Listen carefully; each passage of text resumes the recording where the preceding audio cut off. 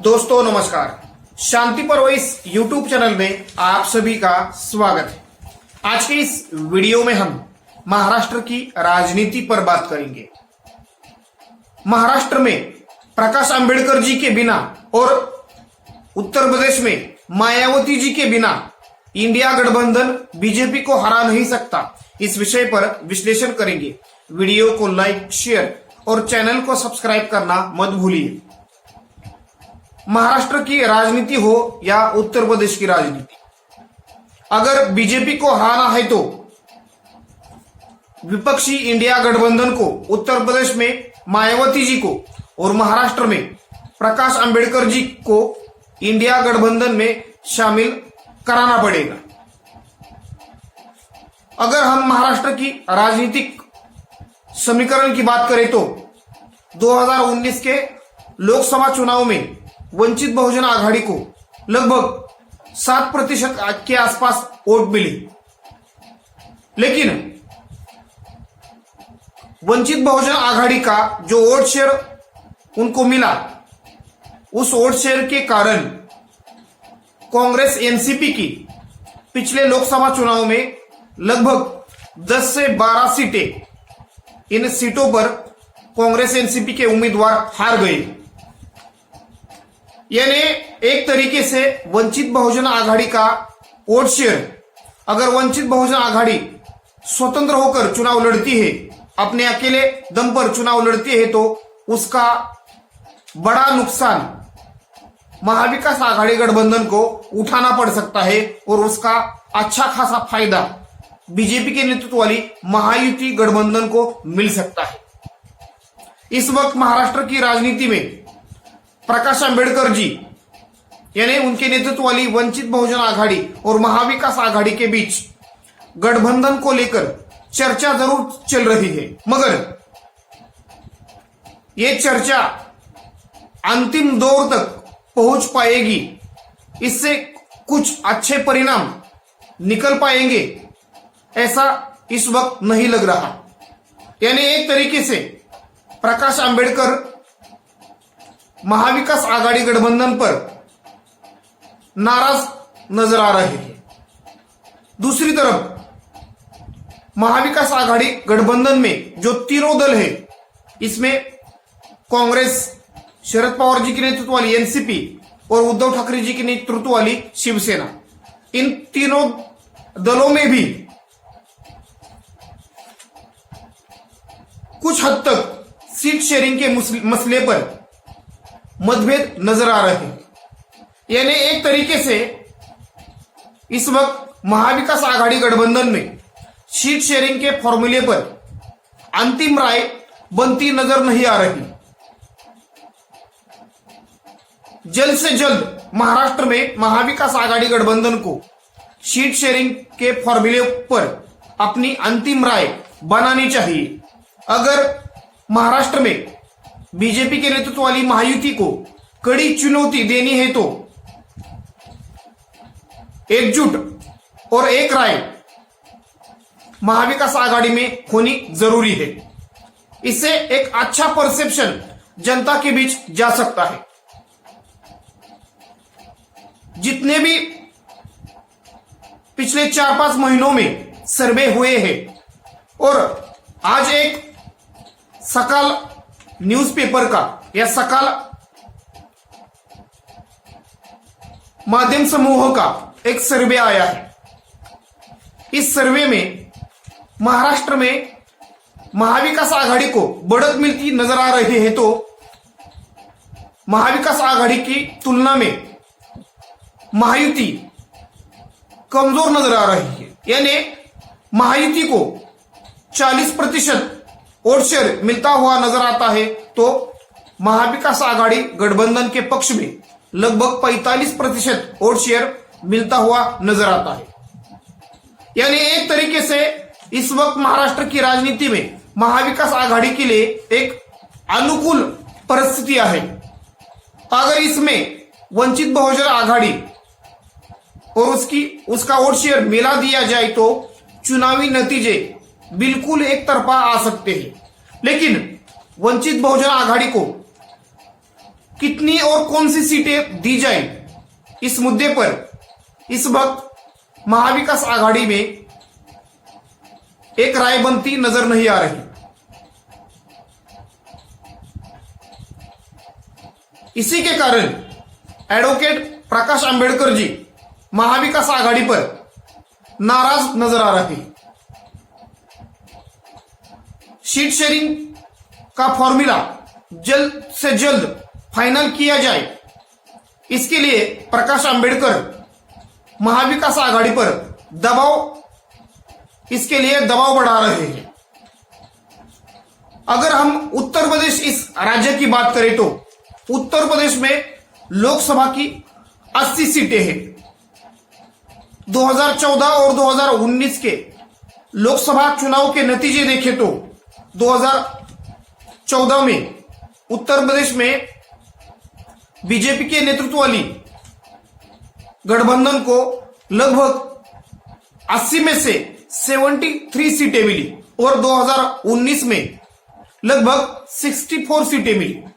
यानी एक तरीके से उत्तर प्रदेश और महाराष्ट्र के बलबूते केंद्र में बीजेपी सरकार बना रही है। अगर हम सामाजिक समीकरण की बात करें, यानी उत्तर प्रदेश को लेकर सामाजिक समीकरण की बात करें तो लगभग 21% के आसपास एससी वोट बैंक है और इसमें लगभग 10 से 11% जाटव समाज का वोट है। अगर मायावती जी इंडिया गठबंधन के साथ आती है तो उत्तर प्रदेश में इंडिया गठबंधन एक बड़ी चुनौती बीजेपी के सामने रख सकता है। यानी समाजवादी पार्टी, कांग्रेस और बसपा यानी मायावती जी की पार्टी, अगर ये तीनों दल एक साथ आते हैं तो कम से कम 30 से 40 सीटों पर बीजेपी को हराया जा सकता है, ऐसा अनुमान उत्तर प्रदेश के राजनीतिक जानकार लगा रहे हैं। अगर हम एससी वोट बैंक की बात करें तो पिछले यानी कुछ महीनों पहले हुए राजस्थान, छत्तीसगढ़ और मध्य प्रदेश के विधानसभा चुनाव में एससी और एसटी वोट बैंक है या एससी कम्युनिटी का और एसटी कम्युनिटी का जो वोट शेयर है उसमें कांग्रेस पार्टी को बीजेपी से ज्यादा वोट शेयर मिला है। यानी एक तरीके से एससी और एसटी वोट बैंक ये परंपरागत कांग्रेस पार्टी का वोट बैंक माना जाता है, लेकिन जब से उत्तर प्रदेश में बसपा पार्टी बनी है तब से एससी वोट बैंक पर एक तरीके से बहुजन समाज पार्टी का अधिकार रहा है। यानी उत्तर प्रदेश में मायावती जी और महाराष्ट्र में प्रकाश अंबेडकर, ये दो नेता अगर इंडिया गठबंधन के साथ जुड़ते हैं तो राष्ट्रीय राजनीति में एक बड़ा संदेश और मैसेज जा सकता है। यानी इस वक्त इंडिया गठबंधन में और मायावती जी को लेकर इंडिया गठबंधन में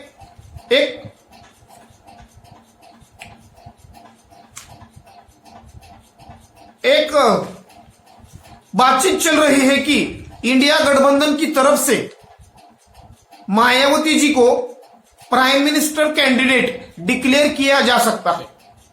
अभी तक मायावती जी इंडिया गठबंधन का अधिकृत हिस्सा नहीं बनी, लेकिन जिस दिन आचार संहिता लागू होगी उसके बाद मायावती जी इंडिया गठबंधन के साथ आ सकती है और उसके बाद इंडिया गठबंधन मायावती जी को इंडिया गठबंधन का प्राइम मिनिस्टर कैंडिडेट डिक्लेयर कर सकता है, ऐसी भी चर्चा उत्तर प्रदेश में हो रही है। यानी एक तरीके से प्रकाश आंबेडकर जी की अपनी राजनीतिक छवि और डॉक्टर बाबा साहेब आंबेडकर जी के पोते होने के कारण राष्ट्रीय राजनीति में और राष्ट्रीय पॉलिटिक्स में उनको एक राष्ट्रीय नेता के तौर पर माना जाता है। और दूसरी तरफ हिंदी बेल्ट में अलग अलग राज्यों में यानी उत्तर प्रदेश, राजस्थान, मध्य प्रदेश, छत्तीसगढ़, इन राज्यों में बहुजन समाज पार्टी का कुछ हद तक वोट बैंक जरूर है।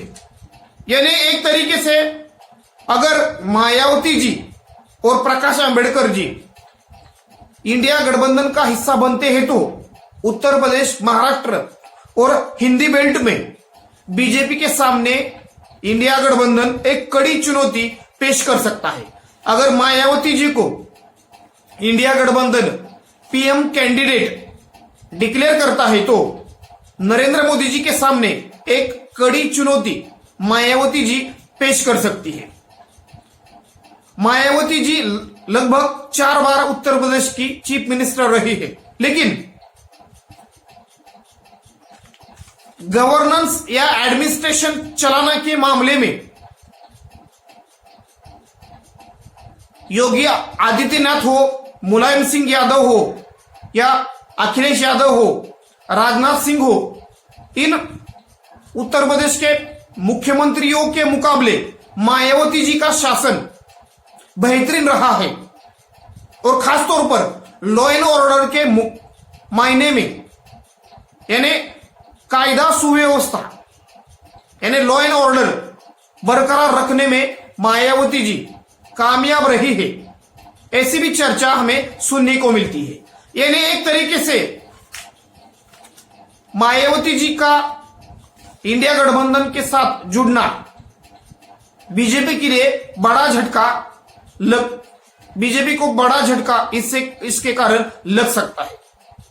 यानी एक तरीके से महाराष्ट्र में प्रकाश आंबेडकर और उत्तर प्रदेश में मायावती, ये दो ऐसे कद्दावर नेता हैं जिनके कारण इंडिया गठबंधन को इन 2 बड़े राज्यों में फायदा मिल सकता है। धन्यवाद। वीडियो को लाइक, शेयर और चैनल को सब्सक्राइब करना मत भूलिए।